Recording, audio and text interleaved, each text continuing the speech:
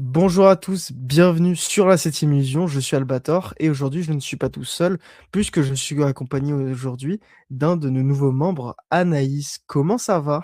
Ça va super et toi? Ça va bien, t'inquiète. Mais du coup aujourd'hui on parle d'un film qui est un peu passé sous les radars au niveau de ses dernières sorties.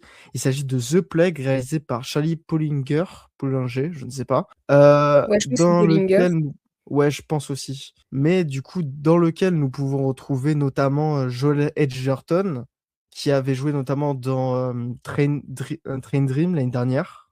Très beau film. Euh, je l'ai pas vu malheureusement. Je crois dans la team, à ce moment-là, il y avait que Max qui l'avait vu. Mais du coup, l'autre majorité du casting est entièrement constituée d'enfants qui sont du coup à leur premier rôle. Et pour résumer brièvement le film, on est dans un camp de vacances autour du water polo et on va retrouver un enfant qui essaie de s'intégrer. Ouais, c'est ça. Enfant C'est en qui fait il rejoint la deuxième saison, je crois. C'est parce qu'il y a deux saisons Mhm, et les autres sont plus anciens que lui et lui il va essayer de s'intégrer du coup au groupe qui est là depuis bah du coup qui commence une deuxième saison qui était déjà là à la première. mhm. Voilà Et pour le du coup, contexte. dans ses anciens élèves, il apprend du coup qu'il y a un autre élève qui appartient à la première session qui est atteint de la peste, du coup, the plague en anglais. Et du coup, le protagoniste va différer entre le groupe qui essaie d'intégrer et ses potentielles relations avec cet enfant qui est mis à part. Voilà. Mais du Mm. coup, on est sur un film autour de l'enfance, genre assez particulier au cinéma, qui a toujours été traité, je crois, depuis les débuts de cet art jusqu'à encore aujourd'hui. Mais avant de commencer à parler plus largement du film, je voulais te demander quels étaient tes films à ces références là-dedans. Qu'est-ce que tu pouvais en déduire autour de ce genre? Qu'est-ce que tu t'en retiens justement de ces films focalisés sur l'enfance qui, du coup, comme je le redis, est un genre assez particulier?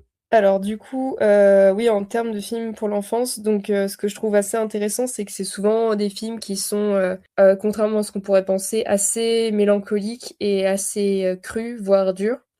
Et que même des films qui pourraient paraître assez légers et grand public, quand on les revoit, c'est souvent même, ça parle souvent de choses quand même assez difficiles.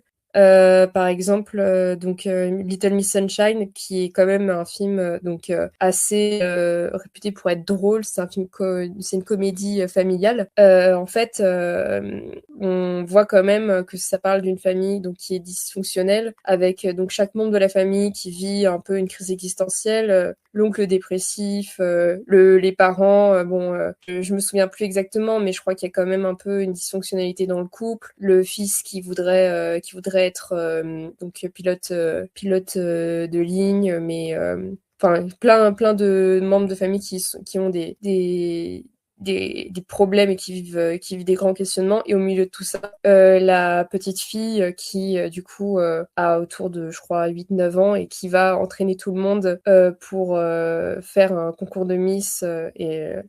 C'est toujours un peu, je trouve, les films sur l'enfance, ou en tout cas sur le coming of age, un prétexte pour parler de choses qui sont quand même relativement dures, auxquelles tout le monde peut s'identifier ou pas, mais c'est jamais des films qui vont tomber dans... Enfin, il va y avoir plein de manières d'aborder les choses, ça va toujours être des sujets assez difficiles. Et si ça parle pas forcément de la famille, ça peut parler aussi du milieu scolaire, ça peut aussi parler de la relation avec les adultes, ça peut parler de négligence.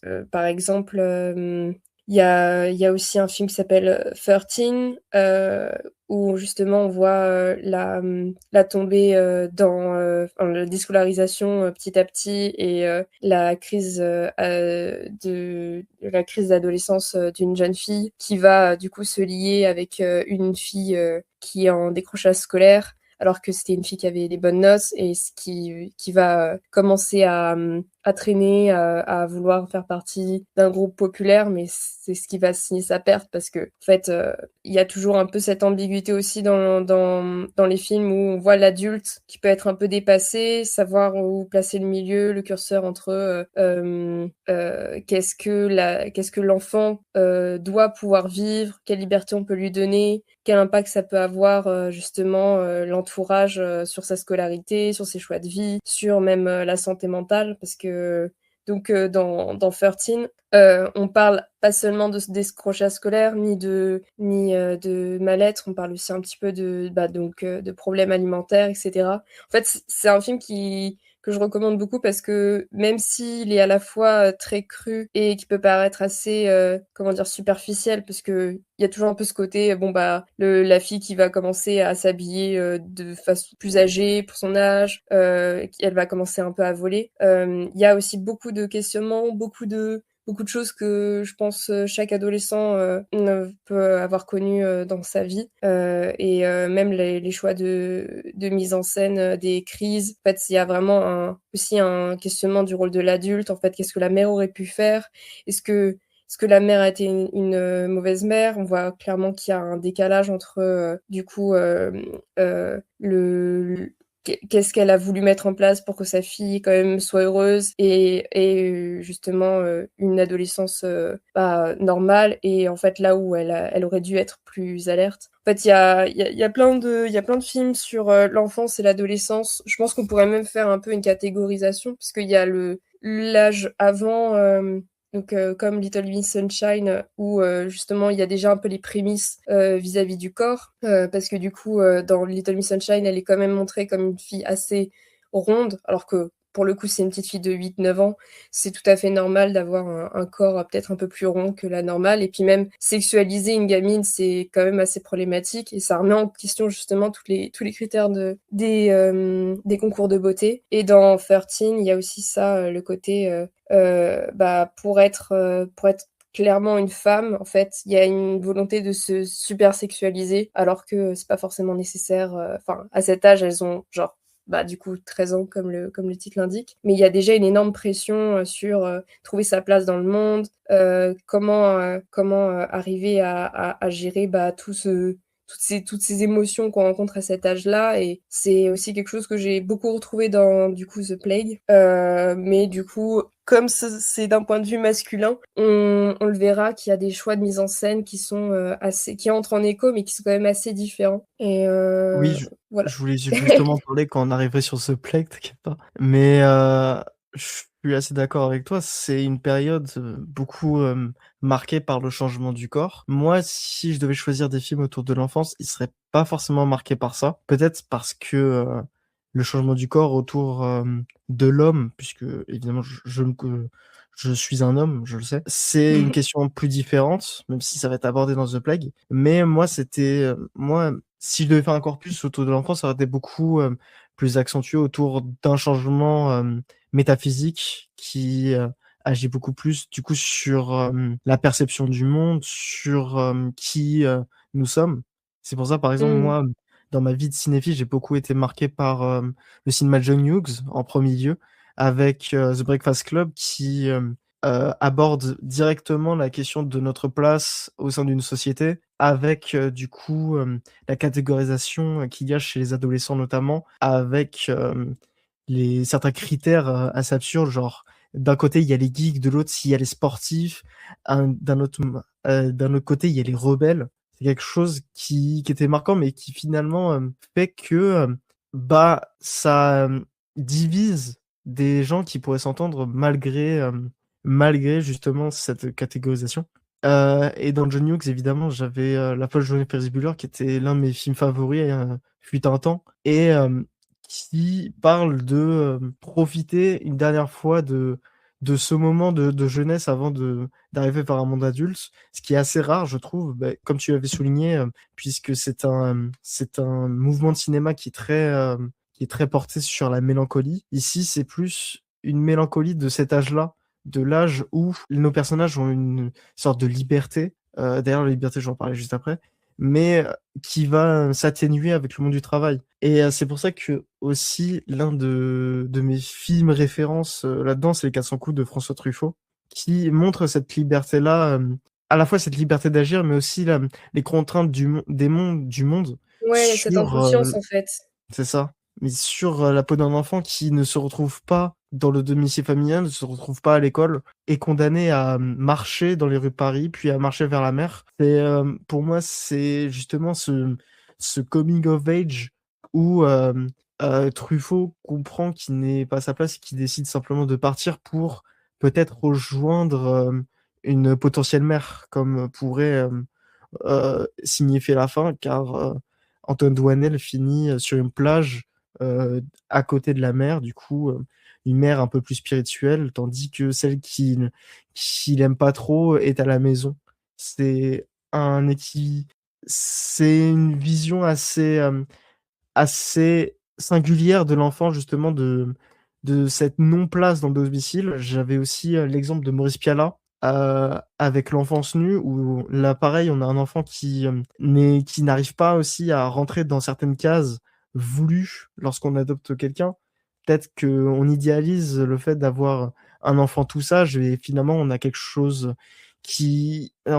d'autre avec ce personnage qui est énervé contre quelque chose, peut-être contre l'abandon, contre le fait que sa mère n'est plus là, mais qui du coup le confine dans sa solitude. Je Mmh. trouve que ça aussi, c'est un film très intéressant.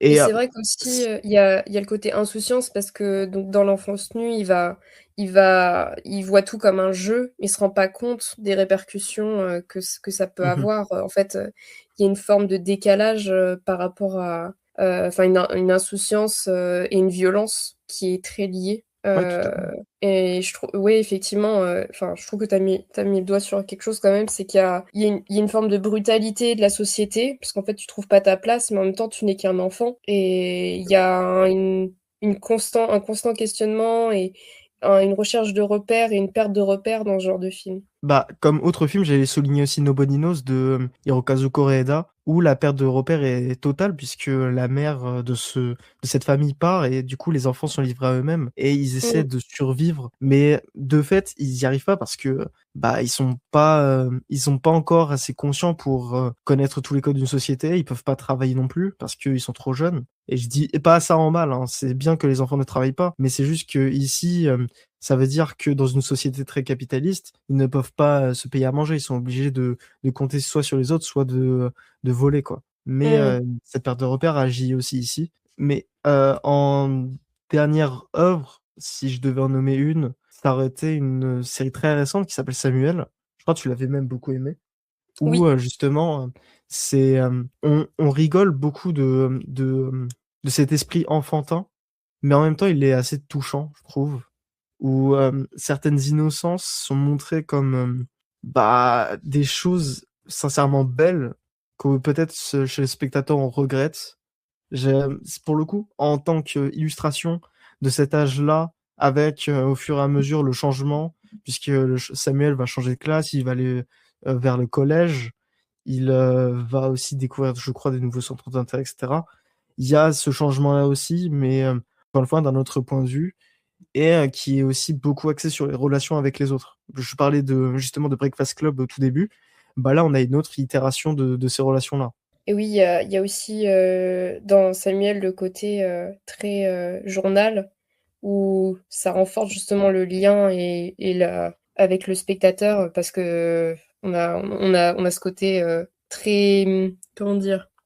Très brut, de l'écriture, du ton employé par un enfant, qui rejoint genre, autant la forme que le fond, les anecdotes qu'il va raconter, même heu, un côté un peu, mélancolique parce qu'elle va citer par exemple, les feuilles Lidl ou genre des exemples très, très concrets à la génération auquel Émilie Tronche a appartenu. Donc il y a vraiment, dans tous les films comme ça sur l'enfance des exemples ou des éléments qui nous rattachent à une époque, qui peuvent vraiment, parler au public. Même si on n'a pas forcément connu, par exemple les 400 coups, ça remonte quand même, moi je sais que, ça doit remonter à l'époque de mes grands-parents, donc je sais pas du tout quel exemple ils ont pu peut-être se raccrocher Heu, pendant le film. bah Mais en fait, Les 400 coups, c'est un faux biopic de François Truffaut. Parce que, ouais. Antoine Doinel, c'est son alter ego. Du coup, il y a une grosse base autour de sa propre enfance et de l'expérience qu'il a vécue quand il était en pleine période de vagabondage. Mais du coup, ce qui est assez intéressant, c'est que tous ces films, on va quand même si on n'a pas connu ces époques, ils arrivent à nous toucher alors qu'on n'a pas forcément, enfin, c'est un Paris des années, j'ai oublié, quelle période c'était, je 50. crois, Allez, 50. 50? Ouais, Ouais. 50. Mais bah, après ça a pas changé, hein, parce que quand je me balade, dans le quartier, du coup, il y a certaines scènes qui ont été tournées dans mon quartier, mais du coup, ça fait un peu c'est un peu marrant.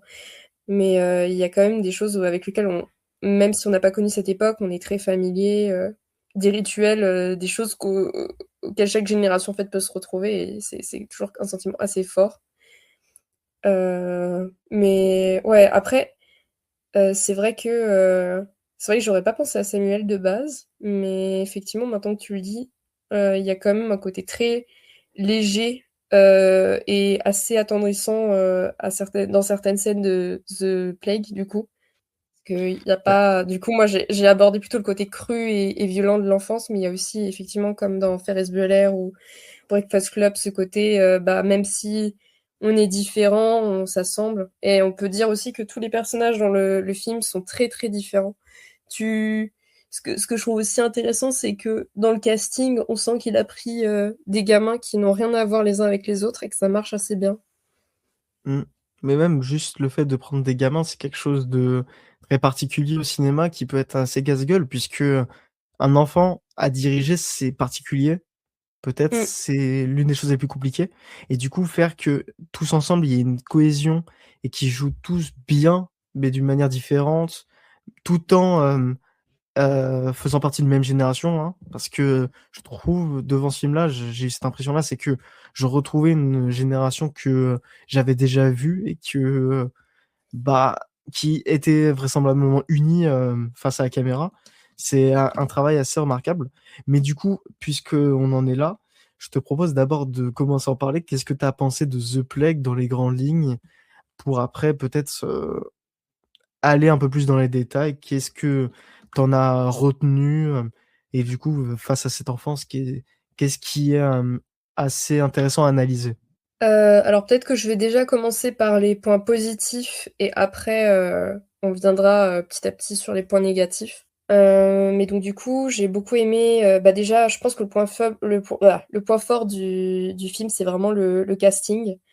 Car, donc, comme dit précédemment, en fait, il y a vraiment une pluralité de physique. Il a quand même réussi à rassembler des gamins, donc ça se passe dans les années 2003, donc il y a quand même tout un langage, tout plein de codes de cette époque qu'il a vraiment réussi à faire, jouer et rendre perspective par des enfants dont ne sont pas du tout cette génération.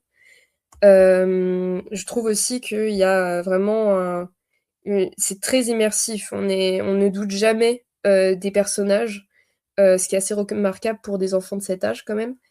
Hem et que la mise en scène aussi met bien en valeur donc ce côté, il y a des scènes qui vont être beaucoup plus, légères, qui montrent assez bien, le côté, bah, sportif, mais aussi cohésion, le côté on voit tous les corps sous l'eau. Il y a beaucoup de scènes qui sont filmées en contre-plongée dans la piscine et c'est vrai que j'ai eu peur à ce moment-là de tomber dans un côté voyeuriste et un peu étrange de filmer quand même des gamins en slip, dans la piscine. Mais il arrive vraiment à montrer, ça d'un regard assez neutre et assez, «attendrissant» entre guillemets. Parce qu'on voit du coup qu'ils sont tous, assez similaires, ils sont habillés pareil, mais pourtant, à cet âge, il va y avoir des enfants qui vont faire beaucoup plus jeunes, des enfants qui vont être, bah, très grands comme le personnage principal qui déjà, est beaucoup plus grand, beaucoup plus fin. On sent qu'il a un côté très, il a un visage très enfantin, très poupin, mais c'est une grande perche, toute pâle, et il est assez maladroit, assez émotif, pas du tout dans l'espèce de compète. Lui, il cherche vraiment à se faire des amis et à rencontrer les autres. Et j'ai trouvé qu'il y avait vraiment une façon de filmer les corps, de filmer les enfants qui était extrêmement juste. Voilà, si tu veux citer peut-être les points positifs aussi que tu trouves, comme ça après on pourra passer plus dans le Bah, négatif en tout cas développé. mais justement, pour moi, c'est un film qui parle du corps, qui le montre. Tu parlais de Little Miss Sunshine, mais ce film-là va montrer la différence des corps. Quand tu montres quand tu parlais du coup du grand bonnet qui est face à des gamins qui sont peut-être plus petits que lui, malgré qu'ils soient tous à peu près autour du même âge, il y a aussi ce jeu-là autour du corps qui se transmet aussi avec le personnage qui supposément a la peste, parce que c'est un petit gros. Et je trouve que c'est un jeu assez intéressant de montrer ça à un âge où justement ce corps il évolue et qui pour moi se ressent dans cette maladie qui fait en sorte que bah il y a l'un des enfants qui est exclu qui et tu m'as dit manifeste par le corps par des boutons.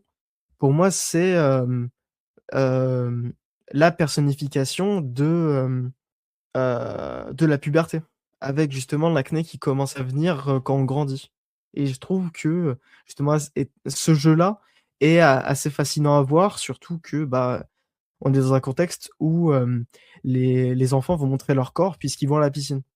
Mais si on doit partir dans les points négatifs, bah, ça concernera aussi, ce corps et aussi ses plans dans l'eau puisque je trouve quand même que malgré que ça soit explicable par, l'âge et la non-maturité des personnages, il y a certains segments où, on analyse, le corps féminin qui est à peu près au même âge, qui sont assez, particulières je trouve, puisque, c'est un corps qui est objectifié par les hommes mais qui ne sera que objectifié. On nommera jamais un seul personnage réellement féminin et il y a certaines séquences du coup qui, sont très, male gaze coded quoi. Ouais, c'est vrai. J'y avais pensé et bah, du coup, c'est pas si bête que j'ai introduit avec, quand même des films qui parlent justement de la transition, donc puberté, enfin le corps, qui va se former du coup, enfin féminin. Mais effectivement, il y a quand même un décalage entre la façon dont ils filment les garçons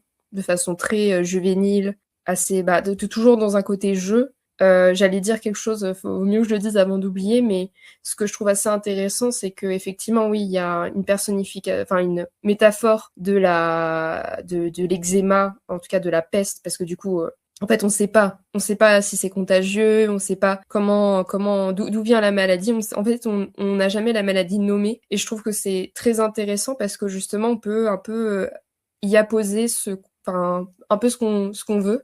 Et ça peut être une métaphore de plusieurs choses. À la fois, bah, du coup, du manque de cohésion dans le groupe, qui quand même, ils doivent faire équipe.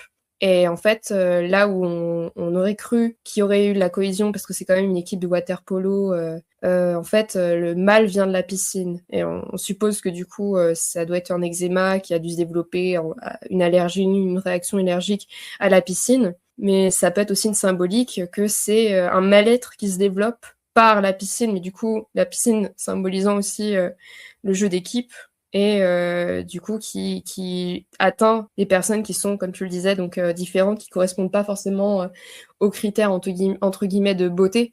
Parce que même à cet âge-là, alors que pourtant effectivement c'est un âge de changement où en fait personne n'est vraiment responsable de son physique, sur lequel on n'a pas d'impact. En fait, on est quand même déjà catégorisé, mis dans des cases et il y a qu'un pas entre être un petit peu comment dire, disgracieux et complètement mis à l'écart. Et en fait, il y a une forme il y a une forme de cruauté par du coup la symbolique. Enfin, quand l'eczéma atteint un des enfants, en fait, on comprend que ça peut être aussi bah, parce que psychologiquement, il commence à se sentir exclu et pas forcément en raccord avec les autres. Donc c'est quand même une métaphore assez intéressante. Et effectivement, oui, il y a un traitement totalement différent du corps féminin et du corps masculin et je suis complètement d'accord avec toi que, même si effectivement c'est pas le sujet, enfin il y a vraiment, on te fait comprendre qu'on va parler de garçons dans un camp, voilà. Il y a quand même un côté, très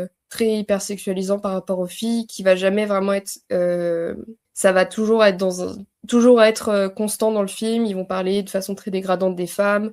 C'est des gamins qui ont 13 ans, mais qui vont dire des choses extrêmement crues. Ils vont tout le temps parler de sexe, ils vont toujours ramener ça, bah, du coup, au corps féminin et même dans les scènes de nuit où on voit justement les dortoirs, en fait, on voit que ce sont des enfants qui sont complètement en roue libre, qui passent leur temps à blaguer, à ramener tout, bah, du coup, à ça, alors que c'est des gamins, quoi. Donc il y a une forme aussi de cruauté par rapport à ça. Et les scènes, du coup, où on voit les filles, soit c'est une scène qui est quand même assez brutale. Donc on y reviendra dans la partie spoiler, mais c'est quand même une scène qui en dit beaucoup aussi sur la pression masculine et du coup la culture incel. Mais effectivement, les personnages féminins sont très secondaires, ils sont jamais vraiment développés, c'est plutôt des physiques idéalisés et il y a un traitement très très différent de la part du réal par rapport du coup à la puberté féminine et la puberté masculine. D'ailleurs, chose que j'ai trouvé intéressante, c'est que bah, on sait qu'à cet âge, en général, les filles, bah, du coup, ont une puberté plus tôt, mais je trouve que c'est extrêmement flagrant quand on voit les deux groupes, donc l'équipe féminine qui fait très adulte, qui fait très déjà formé, et les gamins qui, du coup, je suppose, sont du même âge.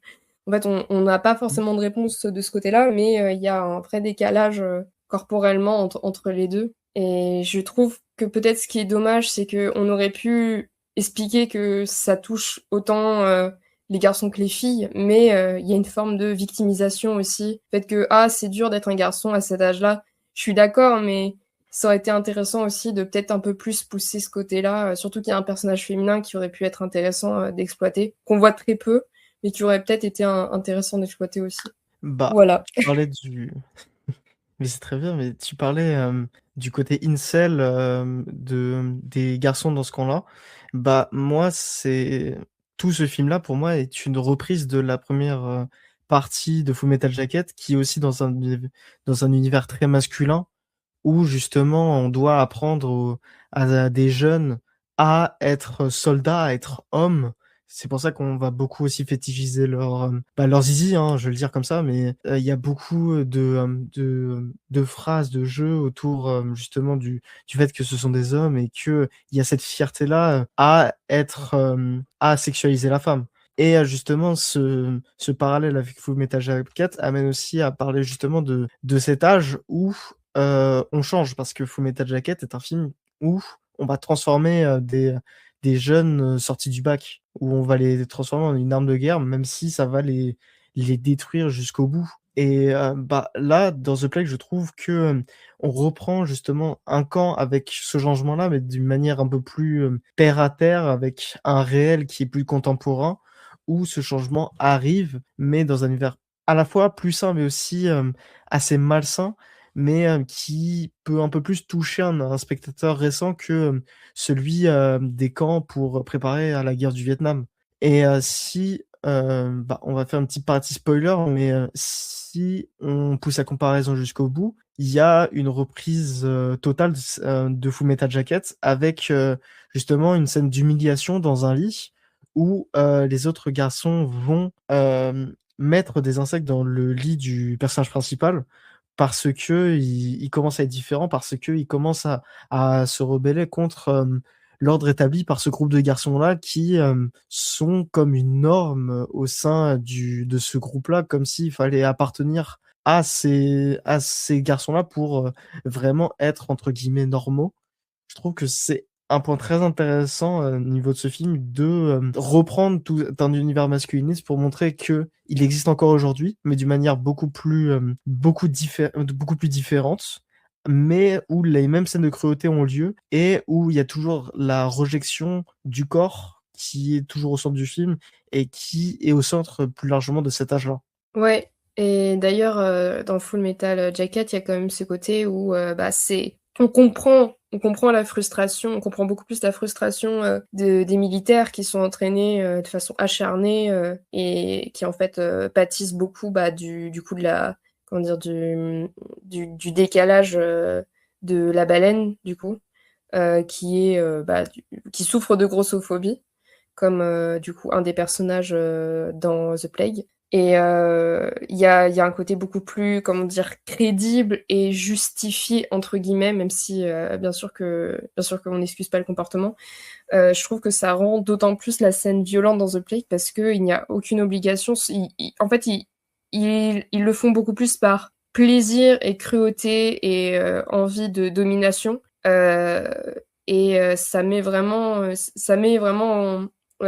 vraiment la question de: est-ce que vraiment c'est, l'âge qui définit, la cruauté dont on est capable? Est-ce que, finalement, parce qu'on est jeune, on est plus épargné, par les difficultés, de la vie, de s'intégrer? Parce que c'est quand même quelque chose, qu'on n'imagine pas forcément, dans un film sur l'enfance. Pour nous, l'enfance, c'est, la facilité, les belles années, c'est des souvenirs et cetera. Il y a une forme d'insouciance et c'est quelque chose qu'on retrouve de beaucoup plus, qu'on retrouve, beaucoup plus dans des films, qu'on a précédemment cités, cette insouciance, cette légèreté. Il y a, beaucoup plus de cruauté dans, je trouve, The Plague et effectivement, le traitement un peu à la militaire renforce ça. Le fait qu'il soit isolé, qu'il y ait quasiment pas d'adultes, à part, le coach, qui d'ailleurs, je trouve est très bien traité parce qu'en fait, pour une fois, on n'est pas dans une forme de banalisation de la violence. On sent qu'il y a une envie, de la part de l'adulte, de dédramatiser et de désamorcer la situation, sauf qu'en fait, malheureusement, il y a une limite, à ce que l'adulte, peut faire. Malheureusement, c'est tellement difficile, c'est tellement difficile, en fait, de savoir comment réagir dans cette situation. Est-ce qu'il faut dénoncer ses camarades?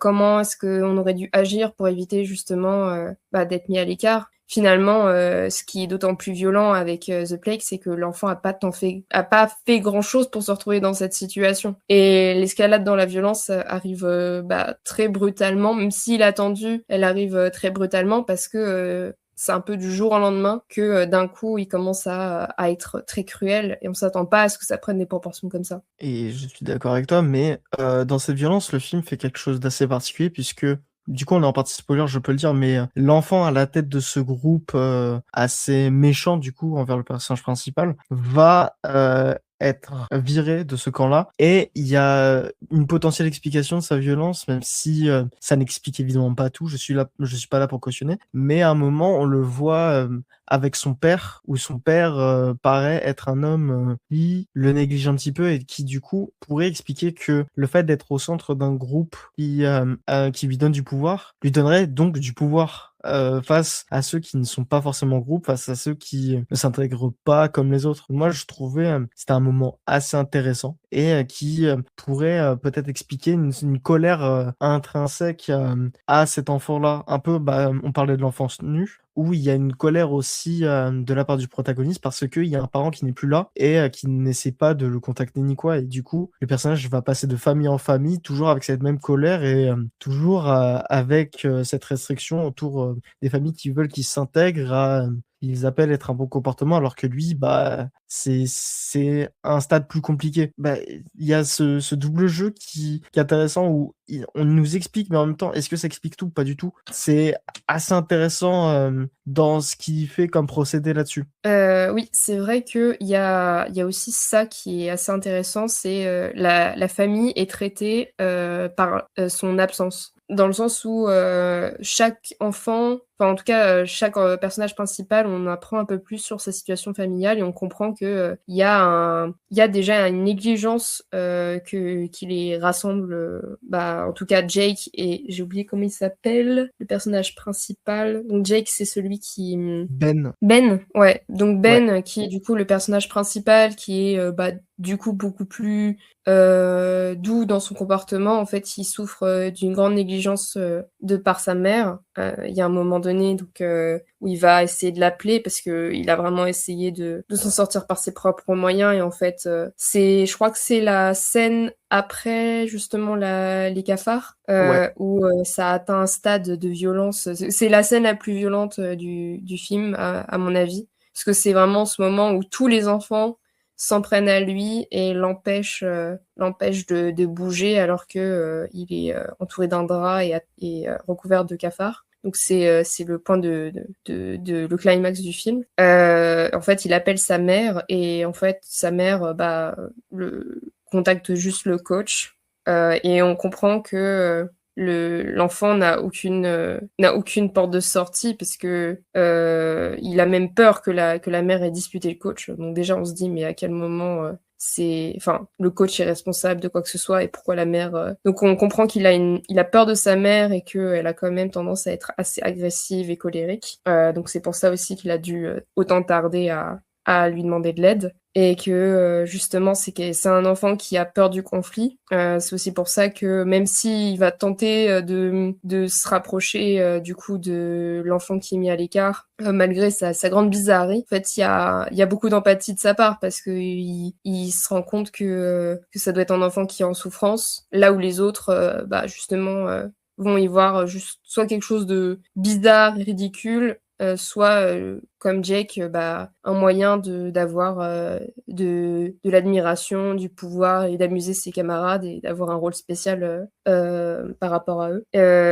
Et Jake aussi, du coup, souffre, comme tu l'as dit, de négligence parentale. Donc, on ne sait pas si c'est vrai, mais il va nous dire que sa mère est morte. Donc, il y a à nouveau un lien entre les deux personnages. C'est que, certes, il y en a un... sa mère elle est négligente et sans doute pas très saine, mais au moins elle est en vie. Et il y a à nouveau des connexions qui sont faites et par rapport justement à la famille, le fait que c'est quand même des enfants qui sont laissés pendant toutes leurs vacances par leur famille, parce qu'on sent que les parents n'ont pas particulièrement envie de s'occuper d'eux. La scène justement où le père va chercher son fils, on sent que, bon, c'est pas montré, mais il aurait pu lui foutre une tarte, ça ne nous aurait pas étonné. Qu'il y a vraiment une violence et que c'est des enfants qui veulent exister, mais qui trouvent pas leur place. Et du coup, le peu de pouvoir qu'ils arrivent à avoir, ils le prennent, quoi. Dans ce registre violent, j'ai une scène qui, pour moi, est plus violente que la tienne, entre guillemets. C'est la scène où ils sont tous en train de danser en extérieur quand ils font le mur. Et où justement il y a le garçon qui s'appelle Eli, qui est celui qui va être rejeté pendant tout le film. Il danse d'une manière particulière, qui est pas forcément encore une fois normée, mais où tu sens que le gamin il s'amuse quoi. Il s'amuse, il est libre, mais parce que peut-être le protagoniste arrive pas à le traiter, parce qu'il y a aussi cette histoire de peste qui va infecter tous les enfants, parce que c'est aussi le rejeté du groupe, bah il va le pousser et lui faire mal quoi. Et pour moi c'était peut-être une violence plus particulière, mais presque tout aussi violente, qui va se répéter à la fin du film lorsque, quand Eli et Ben se retrouvent à être, entre guillemets, amis, et que Eli va danser encore une fois, mais avec cette fois-ci une fille imprimée sur du carton, comme une mascotte, quoi.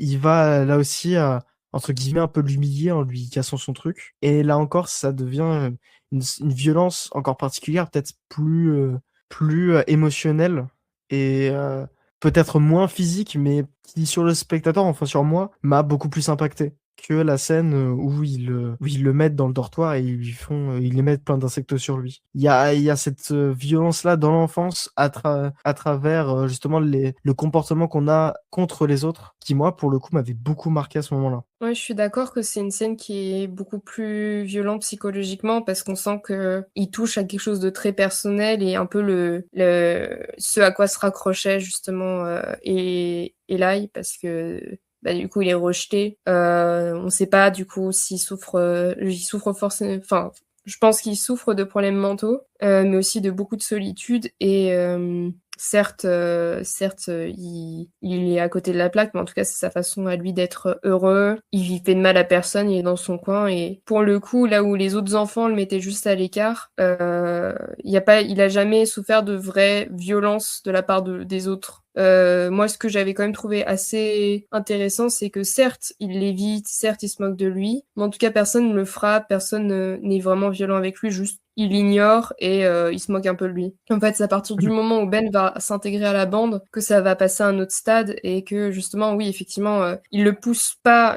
dans le sens où il va pas l'attaquer quand va y avoir la scène de danse, il va l'éviter. Et Ouais. c'est là où il y a toute une contradiction, c'est que à la fois c'est la personne qui justement est le plus à même de le comprendre et qui va même justement être le plus proche de lui. Et en même temps, c'est celui qui va lui causer le plus de tort parce que il a peur du regard des autres, il a peur de justement être mis à l'écart. Et je pense que c'est ce qu'a voulu faire le réalisateur par la scène de fin, c'est que en fait là il se rend compte qu'il a fait tellement de mal, il a tellement passé un cap dans la cruauté que il se rend compte que qu'il peut plus.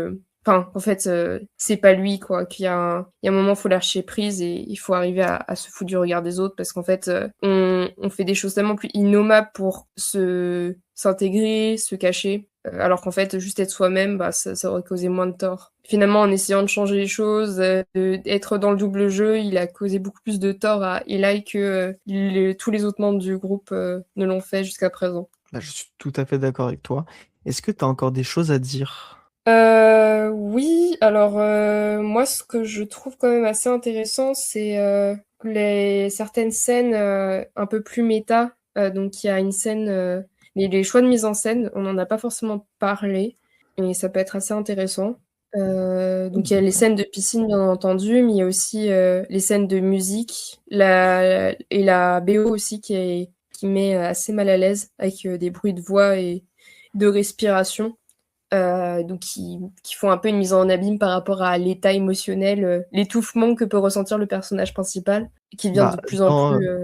Ah, avec la quoi? BO, moi je oui, pardon, je te coupe, mais avec la BO, en fait, j'ai l'impression aussi que parfois, on change de beaucoup d'ambiance jusqu'à un thriller assez bizarre, en fait, où il y a une tension dans l'air qui se rapprocherait de quelque chose qui n'est pas du même cadre que le drame auquel on voit pendant tout le film, mais qui est beaucoup plus particulier. J'ai notamment en tête l'une des séquences où on voit Jake dans l'établissement, je crois qu'il était en skate, où justement il rôde un peu comme s'il voulait trouver sa proie pour ensuite lui faire un mauvais coup, quoi. J'avais noté ça qui était pas mal intéressant, où le film sait changer d'atmosphère et peut-être même de genre. Ouais, c'est vrai que le basculement, l'utilisation de jouets pour enfants, en armes, en tout cas, en moyen d'être oppressant, c'est toujours quelque chose d'assez intéressant. Et que effectivement la scène du skate où on le voit juste de dos, il y a un côté un peu jeu, mais à la fois on sait que le personnage est assez terrifiant parce que maintenant il a des comptes à régler avec donc Ben. Il y a eu la dénonciation au prof. En tout cas, le prof a compris qu'il s'agissait de Jack et qu'il y avait eu un problème vis-à-vis de lui. Et le personnage de l'antagoniste, du coup, est filmé de dos, on voit pas sa tête. Et même moi, ça m'a un peu rappelé comment Orange Mécanique. On voit qu'il y a une forme Mm. de jeu, donc la scène avec la batte où ils sont au ralenti, il y a une atmosphère, on sait qu'il y a une forme Ouais. d'insouciance, mais c'est pas de l'insouciance parce qu'on sait que ce personnage est très cruel et instable. Moi, ça m'a un peu rappelé ça. Oui, mais c'est un jeu de Ouais, violence, oui, oui, ouais, totalement. ouais. Et le côté skateboard qui est du coup plutôt quelque chose. Enfin, voilà, qui est quelque chose beaucoup relié à la jeunesse. Il y a une scène aussi qui est assez déstabilisante avec les jeux d'arcade. En fait, les deux personnages qui se parlent dans des jeux d'arcade. Et en fait, à chaque fois, je trouve que ce qui est assez drôle, c'est qu'à chaque fois, Jake, il est montré un peu comme un garçon moderne qui va avoir les outils, les dernières tendances. Il a un sweatshirt avec des flammes. Enfin, il a l'air d'être quand même assez gâté. Et pourtant, il est d'une froideur alors que il est en train de jouer à un jeu vidéo. Enfin, il y a un côté un peu une espèce de contradiction entre du coup les outils qui l'accompagnent et la du coup, le caractère du personnage, le dialogue qu'ils ont autour de la borne d'arcade, où il n'a aucune empathie, où il répond que par des onomatopées et il montre un désintérêt total à Ben, qui essaye de justement discuter, lui dire mais est-ce que genre t'aimerais que je fasse ça, etc. Genre et en fait lui il dit bah je m'en fous parce que moi j'ai pas de mère. En fait ça fait très antagoniste, ça fait genre vraiment mais moi je n'ai même pas de tu n'as pas de points sur lesquels frapper parce que j'ai rien quoi, genre j'ai rien à perdre. Je resterai toujours en contrôle. Et il part, enfin, il le laisse comme ça et il part avec sa bande qui a une forme de décalage et je trouve qu'il reprend des codes justement assez drôles pour présenter, enfin, assez drôle, assez intéressant pour présenter justement l'antagoniste.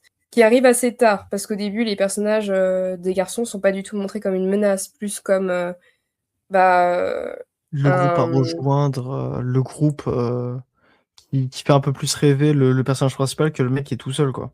Ouais, bah oui, c'est Mm. ça. Et je trouve aussi que le côté bizarre, il arrive assez bien à rendre attachant un garçon qui est quand même assez affreux, quoi. Parce que les scènes de, les scènes de doigts et de Seigneur des Anneaux, bon, en fait, ça arrive de façon tellement abrupte qu'on les trouve drôles, mais il est quand même très particulier, quoi, le gamin.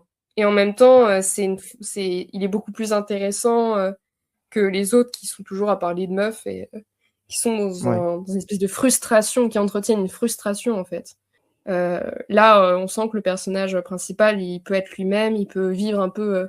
Il y a de l'insouciance, il y a plus d'insouciance dans des scènes où il se tranche le doigt et il t'explique comment il a fait pour te faire croire à un artifice, que dans les scènes où justement il est avec la bande de potes et en fait, ils passent leur temps qu'à parler de nana et Ouais. de comment. Enfin, voilà. Donc, je trouve que l'ambivalence des personnages, elle est assez intéressante et assez bien mise en scène. Mm. Mais je suis tout à fait d'accord avec toi. Mais je crois qu'il va falloir arrêter. Euh, mais c'est pas grave, on a beaucoup parlé, c'était super. Merci à toi d'avoir participé à ce podcast. Bravo, hein, parce que c'est ta première fois dans LCT. Oui, Il y honorée a rien de à dire, l'avoir hein. fait avec toi, du coup. Oh là là, t'inquiète. Mais, mais du coup, merci de nous avoir écoutés jusqu'au bout. J'espère que le podcast vous a plu. Pour nous suivre, on a évidemment d'autres podcasts sur YouTube. On est aussi présent sur Twitter, sur Instagram, sur le site, où on, entre guillemets, Hugo publie beaucoup de critiques en ce moment. Donc allez voir, c'est super. Sur ce, je je vous remercie et à bientôt. À bientôt, merci.